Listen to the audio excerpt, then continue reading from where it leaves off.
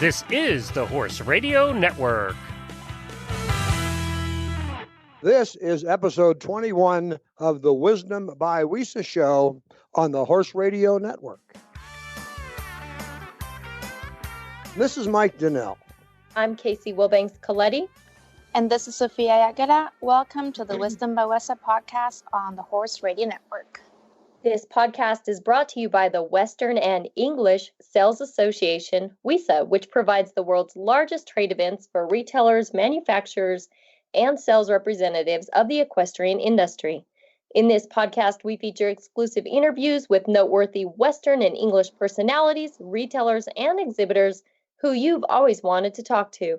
Don't miss out on all the news for manufacturers and retailers in the equine industry. As always, we have Sophia giving us some very knowledgeable tidbits. Hi, Sophia. Thanks for joining us today. Hey, thanks. So our guest today is going to share her story of working with charitable organizations. Can you share with us WISA's support of charitable organizations?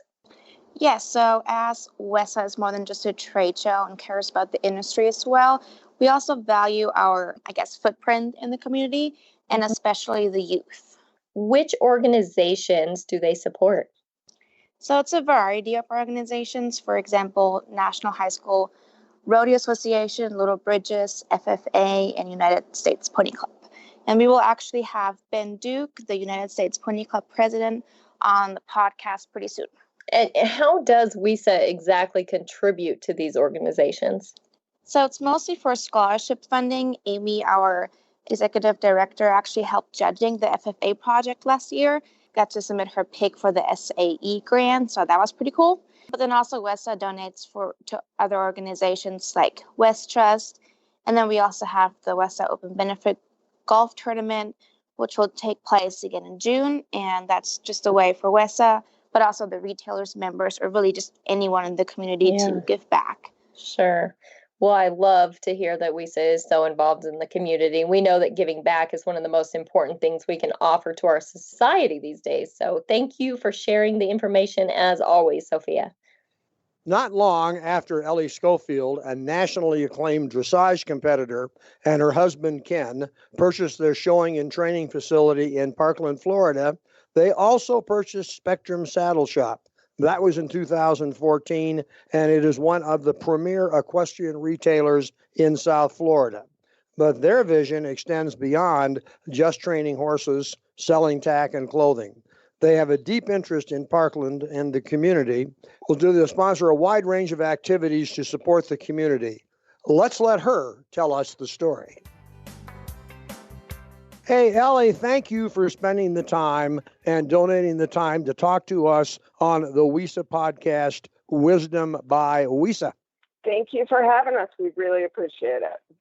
You know, we have an opportunity, Casey and I and Sophia, to talk to a lot of people in the Western and the English world who have been very successful on the brand side, the manufacturer side, the retailer side. But what really is always true is the success of the operation is really due to the success and the vision of the individuals behind it. Clearly, you and your husband have a fascinating story to tell. You've got two businesses, Galloway Farms, as well as your retail operation. But let's go back just a little bit and give our listeners a bit of your history in the entire equine business. Sure. I started, just like many people, riding when I was a child. My mom grew up on a farm, but we didn't live on one, and she wanted me to experience animals and horses. And boy, she took me to one riding lesson, and that was it. So I've been riding ever since. I was 5 years old then, and I never stopped. I had a single mother, so I had to work for a lot of it. My mom worked very hard to make sure I was able to ride, but some of my first jobs were in the barn, but also as I turned 17 in a tack shop. So I both worked at the farm, riding horses, cleaning stalls, all the normal things, and at Dominion Tack Shop, which later was purchased by Dover, but at Dominion Tack Shop in Maryland. So that's sort of how I started along this path. I've worked in barns for Pan Am riders, Olympic qualifiers, jumping riders, a little of everything. But, over the years, I ended up just studying dressage, and that's what our farm that I still have is. My husband doesn't work anymore, but that's what Galloways farm is, straight dressage. And then the store, Spectrum Saddle Shop, I bought and considered buying as I've gotten a little older because I've, again, always worked in a tack shop. I saw it as a great business choice for my husband and I because my husband is ill. And I wanted to make sure we had sort of diversity, and I didn't just have the farm. I picked the Spectrum because I had worked for the previous owner, and I felt like it really had promised to build back to what it had been. It had gotten smaller, build back to what it had been, which was always a community store that really was out and about and was part of the equestrian community here in South Florida. Well, that's a lot, but that's where we are. Yeah, but let's not pass up one thing. You were, and maybe still are, an accomplished competitor with medals and honors that you have won. I don't know if you are still competing, but I know that you have won a few medals and have done very well as a competitor. You might just chat about that for a minute. When I first started showing, I was showing in the hunters and did a small bit of eventing, but as I specialized in dressage, I've been really lucky enough to ride with a number of great trainers, and through that and a lot of hard work and some nice horses that we had in training, I've trained horses all the way through the FEI levels and competed here in South Florida quite a bit, and actually all over the East Coast and Central United States. And I've won both my bronze medal with USDF and my silver medal with USDF on horses that I've trained myself, which is probably the accomplishment that I'm most proud of, that I trained those horses that I got scores on. I've also won national championships with horses in the AHA. I've shown horses, all breeds. I call myself an equal opportunity dressage trainer. I like all breeds of horses. So we have warm bloods, thoroughbreds, Arabians, Friesians, Andalusians. I love to ride. I love to take care of the horses that are in my barn. It's kind of an all-encompassing thing to me. So I don't just want to show them. I really feel like it's big picture, and their care and welfare is super important to me. And I've kept myself very educated on that. That sort of fed into the store also because I can help my customers not replace their trainers, obviously, but when they come in and need something, I'm very well educated on all the products that we offer. I think that's a very large selling point because your customers, you encompass so many different aspects from the business side of it and working in the industry for so many years and also competing. To me, you would have a very personal touch with your customers to even maybe help beginners. And I read on your website that even your employees are also local riders and equestrian supporters. So you have just a very knowledgeable staff as well that can really assist in your customers' needs. Absolutely. It's really important to me when we hire staff here that we hire people with a diverse background in riding and then also train them because we have so many hunter jumper show riders here. Everyone gets trained in the proper clothing, helmet fitting, boot fitting, everything that they need. But it's definitely something that I've done for a long time for all the different disciplines. And I feel very comfortable fitting people and making sure they walk out of here, no matter whether they're just starting or, an accomplished show rider, looking their absolute best. Sure. And I don't want to pass up a comment that you made earlier in the discussion. The fact that you are now the owner of Spectrum Saddle Shop, but at one time you actually worked there for the original owner. This has been a business that has been there since 1988 in the same location. And from what I understand, in a very supportive community. Absolutely. It's a slightly smaller equestrian community now than it was. Just like everywhere, buildings and sprawl has taken up a lot of our equestrian space, but we still have quite an equestrian community.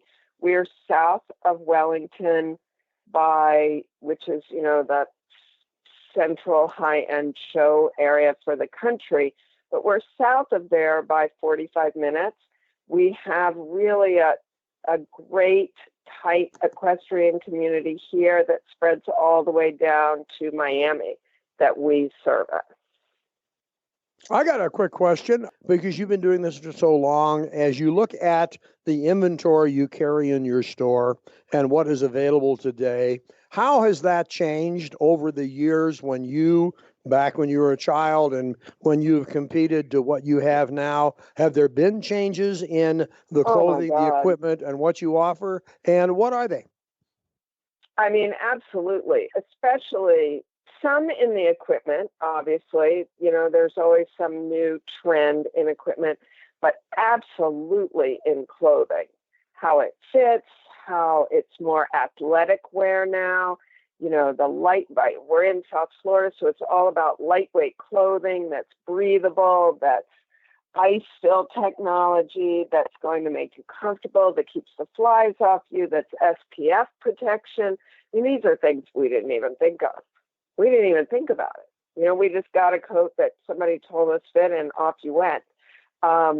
Now breeches come in so many styles. They come very stylish. It's not one or two styles. It's, 100 or 200 styles. So many different brands, but it's really about a personal style for the rider, a personal style for their show barn and show team. Everybody has sort of something they really want to see their riders in, but it's really, incredibly different. I mean, it's definitely something that I make sure I keep up with every year and try to really see not just the top trends that the high-end riders wear, but what trends really work for the riders that shop with me. Well, and for those riders that do shop with you, they can be confident in the fact and knowing when they shop with you, they're shopping with a business that in turn gives back to the community that you reside in. And I know that that is very important to Spectrum Saddle Shop. You give back to many charitable organizations through donations, employee volunteer time, store products, discounts, and donations. And there is an extensive list on your website. Share with us why that's so important to you, Ellie. I feel like the equestrian lifestyle, the equestrian program, should support the people who need it the most. I mean, obviously, we want to support our store shoppers, and through some of our programs, we help the different local clubs. We give discounts to the clubs so that they can give nicer awards to their riders. We donate prizes to, every club available to man locally, not really, but definitely to the IEA teams, to the local show clubs. But I also think it's important that we really support the neediest of our equestrian world, which is, the SPCA of South Florida. We donate quite a bit to. We have Personal Ponies, which does a lot of good work by taking their miniature ponies out to, children with disabilities, and they were just at a nursing home. We work with Equine Assisted Therapies of South Florida, which is a large therapy program only a few miles down the road, and we've donated quite a bit of products, helmets, shirts, show clothes for Special Olympians.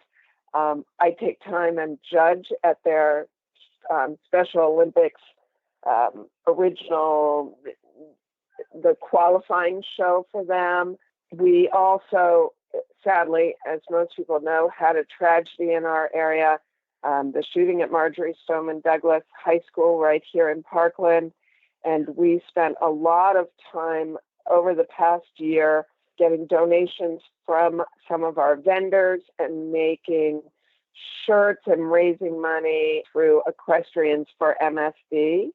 that a lot of money was donated to the general fund for Marjorie Stoneman Douglas victims, families, and the community. Yeah, that was a very impactful event for everybody in the country. And thoughts to all of you, as I know that those type of things really don't fade away. They kind of stay in the forefront, and your community sounds just what it needs to rally together and support those in need. So I just want to put my hat out to you. Commendable for joining in the force with that. I want to rewind and touch back just a minute on you keeping up with the trends. I feel like that's very important. No matter what part of it, doesn't matter to me if it's clothing or tack, there's always ever changing trends and new technology. So how does WISA help you in providing that to your customers, being able to go to WISA and stay up to date with those trends? I feel like the only way, and it's hard for me, I want to say this, it's hard for me to get to trade shows. It's hard. My husband is sick. I run 2 businesses, but I feel like the only way is to see products in person. I don't want to shop online. I want to feel the materials. I want to see products in person. I want it explained to me by the manufacturers, by the reps, by anyone I can corner. Why is this going to be important for my riders, for my owners, for my barn owners? How's it going to help them? How's it going to help me? I'm a rider. I'm a barn owner. I'm a rider. I'm also my own consumer.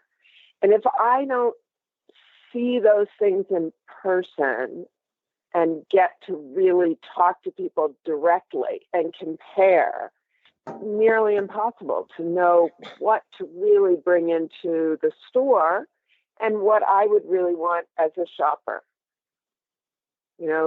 That's really the only way.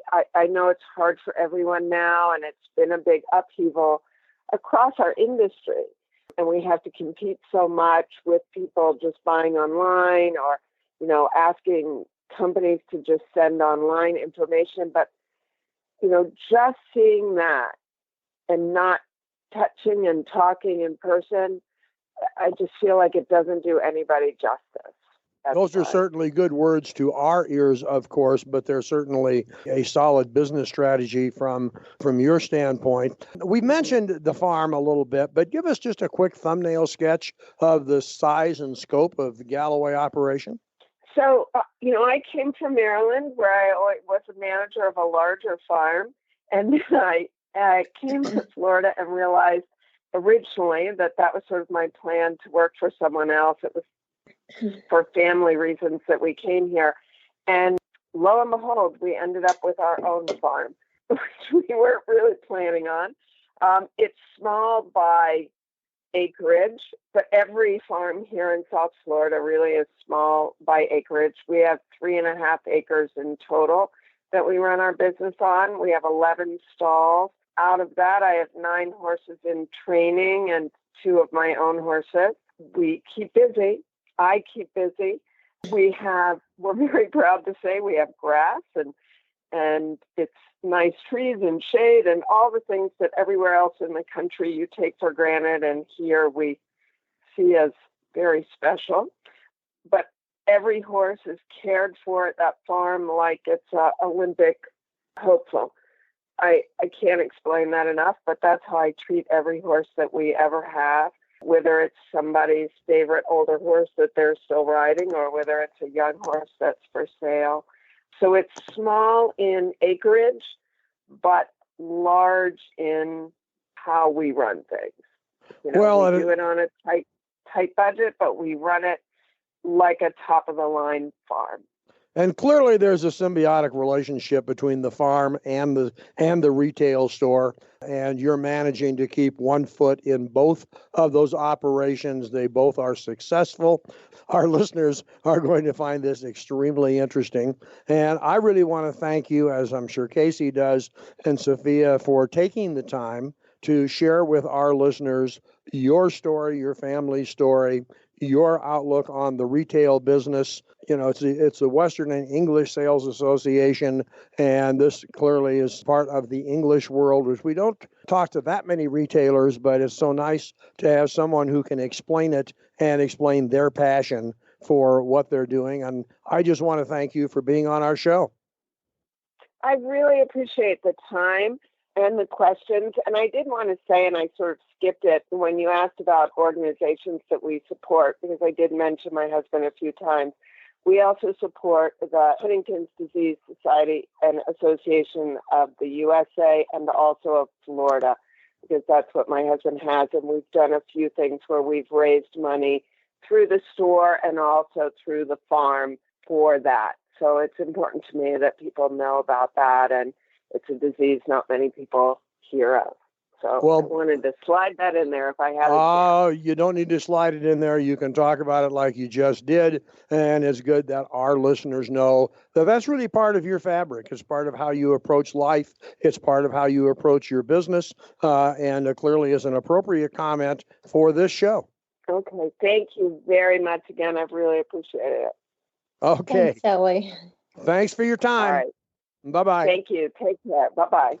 You can review the show notes and find links from today's show at wisdombywisa.com. And of course, we'd love to hear your feedback. There's a contact link on that website.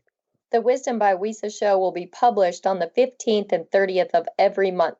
You can listen on most of your favorite podcast players. You can also listen on the Horse Radio Network app on your iOS or Android phone. You just search Horse Radio Network in the App Store. It's free and it's super easy to use. Be sure to visit all the great shows on the Horse Radio Network at horseradionetwork.com. Thanks for listening to the Wisdom by Wisa podcast. Wisa, where the industry meets.